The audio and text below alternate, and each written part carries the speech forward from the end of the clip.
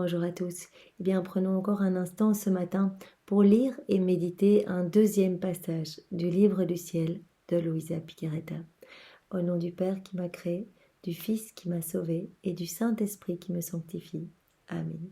Jésus, je me plonge en toi, dans ta divine volonté. Je m'unis à toi, je m'identifie à toi, je me consume en toi et je te supplie, Jésus, eh bien, de me remplir à ras-bord de ta présence, de ta lumière, de ta puissance, de ta sagesse, de ton Esprit Saint, de ton amour.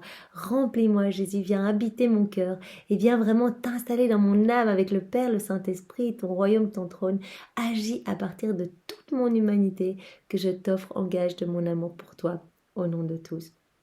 Oui, Jésus, tu as vraiment le champ libre sur ma vie.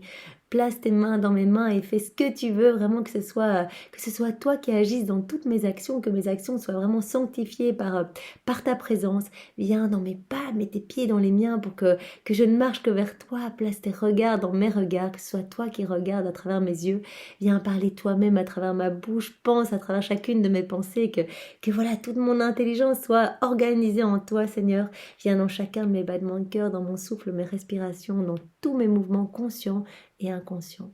Que tout soit fait par toi, Jésus, que tout soit fait pour toi et que tout soit fait immergé en toi, dans ta divine volonté, et que tout puisse vraiment t'apporter de la joie, que nous puissions tous devenir des sources de réjouissance pour toi. Utilise nos vies, Seigneur, que rien ne se perde.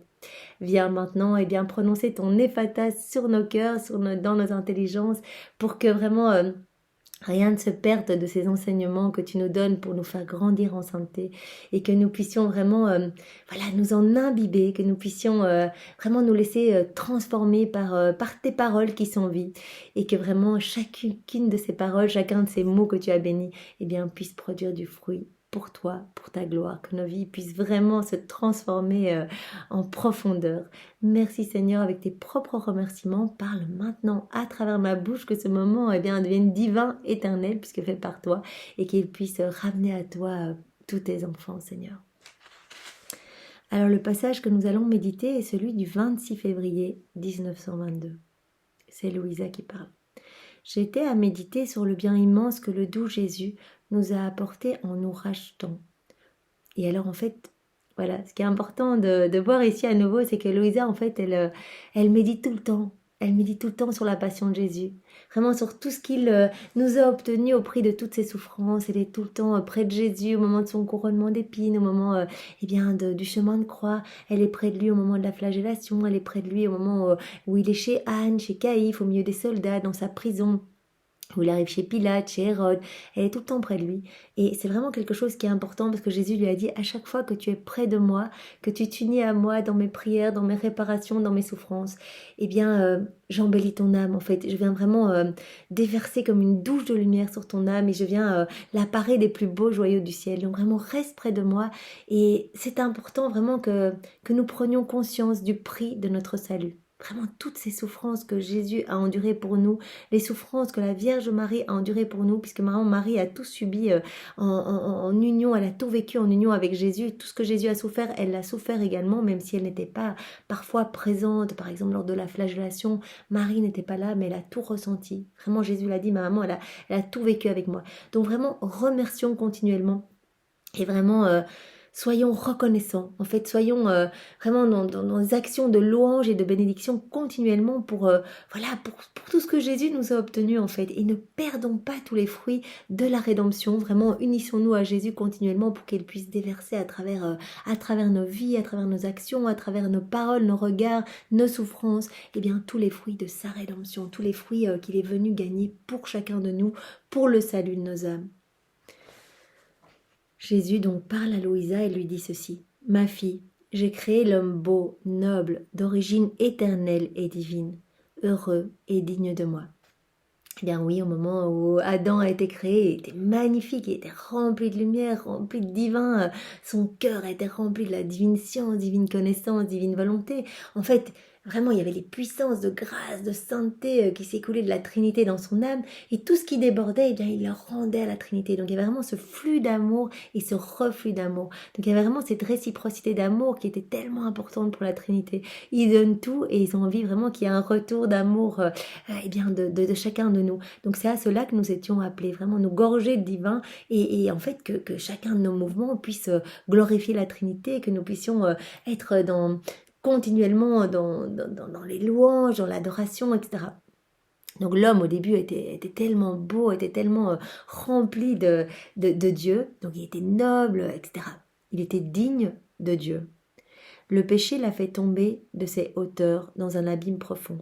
Voilà, quand Adam a décidé eh bien, de quitter la divine volonté, tout d'un coup, il s'est vu nu, puisqu'en fait, il était revêtu de ce vêtement de lumière, il était tellement paré de tous les trésors du ciel qu'il n'avait pas remarqué qu'en fait, voilà, il avait ce vêtement de lumière, mais quand il a voulu faire sa volonté propre, il a perdu ce vêtement de lumière. Et donc là, il a vu qu'il était nu. Donc vraiment, le fait d'avoir quitté la divine volonté, en fait, il est tombé vraiment dans un abîme profond, en fait, de noirceur, de choses, tous les vices, les iniquités, les méchancetés, etc. Tout ce que nous connaissons de lait aujourd'hui, eh bien, ça provient, eh bien, de nos volontés propres, en fait. C'est vraiment le fait que l'homme s'est dissocié de Dieu. Donc vraiment, le fait d'avoir quitté la divine volonté, cela a enlevé à l'homme sa noblesse. L'homme est devenu la plus malheureuse des créatures. Le péché a entravé sa croissance et l'a couvert de blessures qui l'ont rendu horrible à voir. Donc c'est vrai que, voilà, la Trinité, quand elle regarde l'homme, elle dit mais l'homme en fait est couvert d'égout, en fait, d'ordures, de noirceur, de puanteur, vraiment il y a une odeur affreuse qui se dégage eh bien, des âmes des hommes, de leur corps, etc. Donc vraiment c'est le fait d'avoir quitté Dieu qui nous a rendus horribles. Mais ma rédemption l'a délivré de sa culpabilité. Donc Jésus est venu pour payer toute notre dette d'amour. Voilà, puisque Adam, voilà, au moment où il est sorti des mains du Créateur, eh bien, il devait être constamment dans cette réciprocité d'amour. Quand il a quitté la divine volonté, eh bien, il n'a pas payé cette dette d'amour. Il n'a jamais remercié. Ses actes, eh bien, ne servaient qu'à essayer de trouver de la nourriture. C'est pas qu'à chercher, eh bien, à marcher vers les choses du monde. Ses regards étaient tournés vers la terre, vers les choses à faire, etc. Son cœur ne battait que pour les choses d'ici-bas. Et donc toute cette dette d'amour, ce reflux d'amour qui n'a pas été donné, eh bien Jésus est venu le payer, puisque vraiment les hommes n'ont pas payé cette dette d'amour. Jésus est venu payer cette dette de gloire, glorifier son Père au nom de tous, au prix vraiment de nombreuses souffrances. Il est venu refaire tout ce qu'il y avait de déconnecté de la divine volonté, tout ce qui n'a pas servi à glorifier la Trinité, eh bien Jésus l'a repris, l'a souffert dans sa divinité, dans son humanité, l'a tout souffert intérieurement, on ne le voyait pas, mais il souffrait de multiples morts continuellement. Et il a réoffert au Père eh bien, toutes nos vies refaites, magnifiées, divinisées par sa touche divine à lui. Donc il a vraiment tout plongé dans sa divine volonté, il a tout refait et il a offert eh bien, nos vies comme autant d'actes de louange, d'adoration, de bénédiction, etc. Donc vraiment, ma rédemption, comme dit Jésus, ça a délivré l'homme de sa culpabilité. Mon humanité n'a rien fait d'autre que ce qu'une tendre mère accomplit. Parce que son nouveau-né est incapable de prendre quelque nourriture, elle ouvre son sein et ramenant son enfant vers elle, de son propre sang transformé en lait, elle lui prodigue la nourriture dont il a besoin pour vivre. Qui dit moi en fait quand je suis venue sur la terre, eh bien je suis vraiment venue pour vous nourrir, pour vous ouvrir les portes du ciel, pour vous embellir en fait par mon sang, en fait comme une maman qui vient prendre son petit nouveau-né qui sait rien faire tout seul. Jésus nous a vraiment vu, la Trinité nous ont vu vraiment nous perdre, nous enténébrer, être vraiment bourrés de vices, bourrés de méchanceté, bourrés de noirceur, dans une puanteur incroyable. Il dit mais ok, les hommes ne savent plus rien faire sans nous, ils s'enfoncent de plus en plus profondément dans les ténèbres et ils ne veulent pas de nous, donc vraiment ils se perdent vraiment chaque jour davantage. Eh bien je vais venir, je vais essayer de les ramener à moi et je vais vraiment les nourrir, les embellir, les consoler, vraiment les ramener sur le droit chemin. Et vraiment je vais leur donner tout ce qu'ils ont besoin pour vivre. Donc c'est ça, tous les fruits de la rédemption, c'est tout ce qu'on a besoin vraiment pour embellir notre âme. Surpassant l'amour d'une mère qui nourrit son enfant de son sein, mon humanité, sous les coups de fouet, a ouvert une multitude de canaux, desquels des rivières de sang s'écoulent, afin que mes enfants puissent en recevoir la vie, s'en nourrir et parfaire leur croissance. Donc Jésus dit à Louisa, tu vois en fait toutes mes plaies, tout ce sang qui a coulé, c'est vraiment pour embellir mes enfants. En fait, moi, tout ce qui a coulé, vraiment, nous savons que Jésus a reçu 5480 coups, donc dans les révélations privées qu'il a données à Sainte Brigitte. Il a souffert le martyre, il a accepté que vraiment toutes ses peaux soient vraiment tombent en fait, que tous ses os soient nus. Il avait son visage complètement déformé de bleu, de coups, de crachats, etc. Sa maman ne le reconnaissait même plus tellement il était difformité. Il a accepté, lui, de s'enlaidir pour nous redonner notre beauté originelle. Il a accepté vraiment que toutes ces blessures, que son sang vienne nous recouvrir pour nous redonner notre beauté, pour nous couvrir vraiment des trésors du ciel, de tout ce qu'il y a de plus beau, de sa lumière, de sa splendeur. Avec mes blessures, j'ai couvert leurs difformités. Vraiment, Jésus voit nos péchés comme vraiment des difformités. Et ces blessures, il a accepté tout cela pour couvrir nos difformités. Et je les ai rendus plus beaux qu'au début encore, plus lumineux. Quand j'ai créé les hommes, je les ai faits d'une pureté et d'une noblesse céleste. Donc au départ, Adam, avant sa chute, était vraiment d'une pureté céleste. Il était resplendissant de lumière, tout rendait gloire à la Trinité, chacun de ses pas, chacun de ses regards, chacune de ses paroles, etc. Par la rédemption, je les ai parés des étoiles brillantes de mes blessures, pour couvrir leur laideur et les rendre plus beaux encore qu'au début. Donc il nous a encore plus donné qu'au départ, alors que Adam était déjà magnifique, resplendissant, vraiment de la beauté des anges. Eh bien, quand Jésus est venu, par son sang, par ses plaies, par ses souffrances, il nous a vraiment parés vraiment des plus beaux bijoux en fait, puisque vraiment c'est par ses blessures qu'il nous a vraiment habillés vraiment de sa merveille à lui. Il est venu par ses blessures couvrir notre laideur et nous rendre encore plus beaux qu'au début.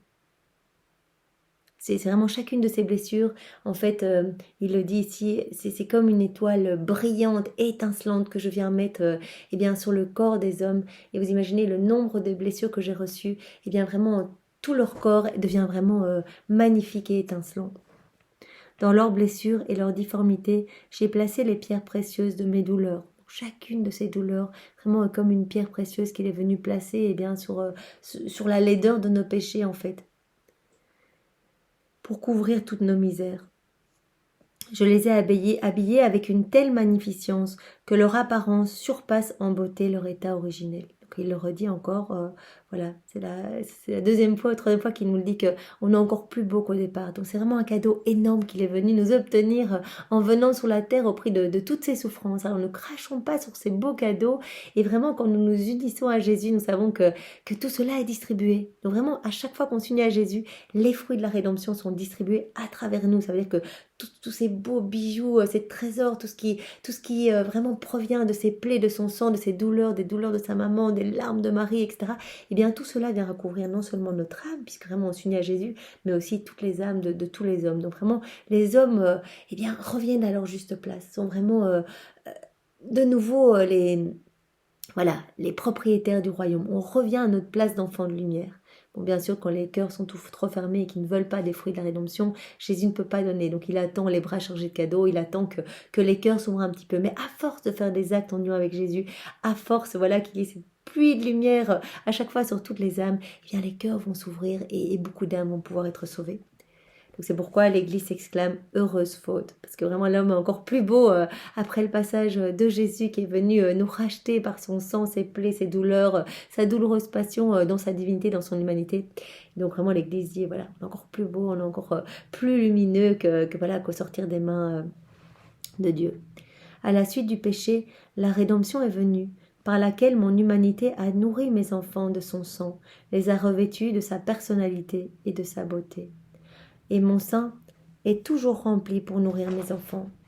Combien sera sévère la condamnation de ceux qui me rejettent, qui refusent de recevoir la vie qui les ferait croître et couvrirait leur difformité.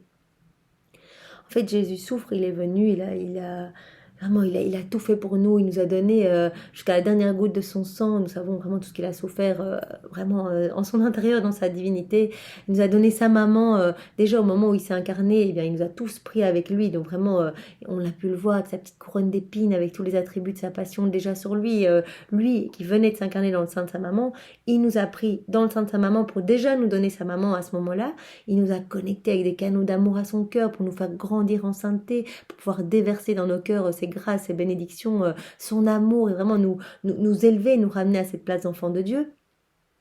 Vraiment, sur la croix, il nous a vraiment recouverts de son sang tous, il nous a tous pris avec lui pour vraiment nous recouvrir de sa lumière, qu'on puisse ressusciter avec lui à une vie nouvelle. Il a vraiment accepté qu'on lui... voilà, qu'on lui ouvre le côté sacré vraiment par une lance. Voilà, il a accepté cela pour vraiment faire pour nous un refuge, pour que nous puissions tous venir nous nettoyer dans l'eau et le sang de son côté sacré. Il nous a tout donné, il nous a tout donné. Et vraiment, Marie nous a pris avec Jésus au sépulcre, nous a mis en Jésus pour que vraiment nous puissions ressusciter avec lui. Et il voit que beaucoup d'hommes n'en ont rien à faire. Que malgré la difformité qu'il a acceptée pour couvrir, pour refaire tous nos péchés, pour nous couvrir nos difformités à nous, il y a beaucoup d'âmes qui se perdent. Et donc il termine en disant, mais vraiment, comme ils seront sévèrement condamnés, tous ceux qui, malgré tout ce que je fais continuellement, je suis tous les jours à la porte de leur cœur en disant, mais accueille-moi, ne m'asphyxie pas sous les noirceurs de ta volonté propre. Vous savez, Jésus est dans tous les cœurs. Et en fait, on a toujours le choix. Soit on agit tout seul, voilà, on vit notre petite vie sans Jésus. Et à chaque fois qu'on fait des actes dans nos volontés propres, on étouffe Jésus. Il ne peut pas agir en nous. Sa lumière est étouffée. Il ne peut rien donner. Il est comme, il le dit à Louisa, je suis comme asphyxiée en fait dans les cœurs. Je revis en fait ce que j'ai vécu dans le sein de ma maman quand je manquais de place, que je ne pouvais pas bouger ni respirer, quand j'étais dans une noirceur totale. En fait, il a accepté cela pour refaire tous ses péchés. Toutes ces fois, on ne lui laisse pas de la place dans nos vies, dans nos cœurs, que vraiment on vit pour les choses du monde. Bien, il nous le dit, il a besoin vraiment qu'on s'unisse à lui pour qu'il puisse déployer sa lumière, qu'on puisse vraiment se laisser transformer par ses mains divines. Il fera tout le travail, c'est pas compliqué, il suffit de lui donner vraiment notre oui. Jésus, on veut vivre en union avec toi, c'est toi qui vas tout faire. À partir du moment où on lui dit oui, viens faire cette action en moi Jésus, eh bien là il peut prendre de la place dans nos cœurs et vraiment il éclipse par sa lumière les ténèbres de notre âme, il nettoie vraiment notre âme. On va voir notre âme se transformer réellement et de manière tangible. On va voir que finalement les choses du monde nous intéressent, en tout cas nous intéressent de moins en moins. On va voir qu'on va vraiment acquérir la paix profonde de Jésus. On va voir que dans les souffrances, on va les vivre avec beaucoup plus de paix, avec la joie divine de Jésus. Et enfin, voilà, en tout cas plus de paix. Vraiment, il va nous donner sa paix dans les épreuves. On va vraiment sentir qu'il va venir porter les épreuves avec nous. Et donc, il nous appelle à cela, à lui laisser plus de place. Parce que vraiment, si on lui laisse plus de place, il va pouvoir distribuer tout ce qu'il a acquis, toutes ces merveilles avec lesquelles il veut recouvrir nos difformités, nos misères, en fait, nos noirceurs, nos puanteurs. Il veut vraiment nous transformer et nous ouvrir les portes du ciel. Donc il dit, malheureux celui qui va, malgré tout ce que j'ai donné, celui qui va me rejeter, celui qui va refuser de recevoir la vie, qui le ferait croître et qui couvrirait cette difformité. Donc Jésus, il veut tout nous donner. Tout est là, il est là, les bras chargés de cadeaux. Et on est libre de dire, oui Jésus, on prend tout, donne-nous tout. Ou alors non Jésus, je me débrouille tout seul. Et voilà avec le risque de partir droit déjà au purgatoire, ça c'est sûr. Mais peut-être pire, sur le chemin de la perdition, si nous ne nous sommes pas habitués pendant notre vie à revenir à Jésus, à parler à Jésus, à aimer Jésus, à s'exposer à sa lumière, etc., à son pardon, à sa miséricorde. Il y a de fortes chances que passer le seuil de la mort, face à cette lumière éblouissante, peut-être que nous allons être effrayés de montrer nos péchés, nos misères, et donc malheureusement nous allons nous écarter et partir dans la voie plus obscure de la perdition. Donc vraiment, prenons l'habitude de parler à Jésus, de l'inclure dans nos vies, de lui demander pardon, de le remercier pour son infinie miséricorde, et de le faire au nom de tous nos frères et sœurs qui n'ont pas la chance de l'aimer comme nous l'aimons. Donc vraiment, c'est notre rôle d'être comme en fait les porte-paroles de toute l'humanité entière. Voilà, quand nous prenons ces moments, nous le faisons au nom de tous pour que Jésus se sente aimé au nom de tous et que cet équilibre entre le ciel et la terre puisse être restauré. Puisque nous voyons que c'est à cela que nous étions appelés vraiment à être dans ce flux et reflux d'amour, eh bien nous pouvons, même si nous sommes peu, eh bien nous pouvons dans la divine volonté offrir eh bien, tout l'amour que les hommes devraient donner à la Trinité. On peut le faire juste nous, juste quelques-uns, juste dire voilà, dans toutes nos prières, on le fait au nom de tous, on t'aime au nom de tous, on te glorifie au nom de tous, avec tes propres je t'aime, avec tes propres adorations, pour que ce soit fait eh bien, de la manière la plus parfaite qui soit. Donc vraiment, Jésus veut couvrir notre difformité, il veut nous ouvrir les portes du ciel, il veut faire de nous, eh bien, ces enfants, ils nous appellent à revenir à notre place de fils en fait, de fils de Dieu. C'est absolument magnifique, de fils et de filles de Dieu. Donc vraiment, ne perdons pas notre temps durant cette vie à être là, à gratter dans la terre, à ne regarder que les choses du monde. Levons nos regards vers le ciel, ouvrons-nous à toutes ces grâces, ouvrons grand nos cœurs, parce que si nos cœurs sont fermés, il n'y a rien qui peut se passer. Et vraiment, et prions pour que tous nos frères et sœurs puissent eh bien, ouvrir leur cœur également. C'est vraiment les grâces que l'on peut demander pour nos proches, nos amis, mais aussi toutes les générations de tous les temps. Vraiment, à force de prière, les cœurs vont s'ouvrir et vraiment le règne de la divine volonté va pouvoir être hâté avec un H, donc accéléré. Et donc vraiment, Jésus va pouvoir être glorifié vraiment par tous en fait. Est-ce que vraiment c'est ce que nous voulons, c'est que qu'il ne soit plus constamment triste par nos offenses et toutes les fois où on lui tourne le dos. Merci Seigneur, avec tes propres remerciements, sois loué, béni et glorifié dans ta divine volonté. Au nom du Père et du Fils et du Saint-Esprit. Amen. Soyez tous bénis, passez une belle journée, au revoir.